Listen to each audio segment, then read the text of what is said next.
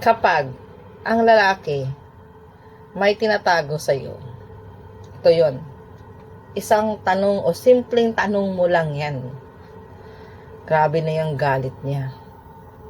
Kasi nga, guilty siya eh. Yung isang tanong mo lang, ang dami niya ng sagot.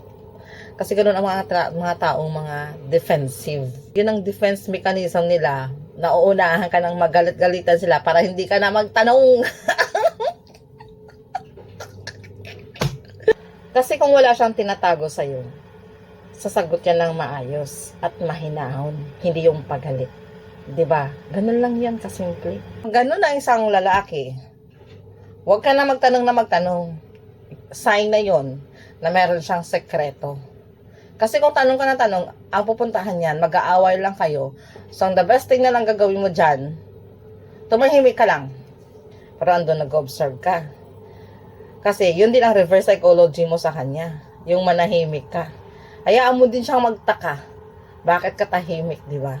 Pero hindi niya alam, kumikilos ka rin ng tahimik. Yasus! Nako! Marami na kasi mga ganyan nangyayari, di ba? Hindi niya ba nahalata yan? Alam ko marami nakaka-encounter nito, maraming makaka-relate nito eh. Na mga ganitong senaryo. Sigurado yan. Example, no? Galing sa gabi na siya dumating. Hindi naman ganun ang oras ng pag-uwi niya. Tinanong mo lang siya, saan ka galing? O, di ba mga ganung tanong usually? Tapos galit na siya. Tapos sabihin niya, pagod na pagod ako. Tapos ganyan mo, ganun galing ko sa trabaho. Tapos magtatanong ka sa akin. Mga ganun na yung mga sagot niya ba. So, ibig sabihin talaga guys, meron siyang tinatakpan. Kaya, ano pang hinintay nyo? Alamin nyo na yan.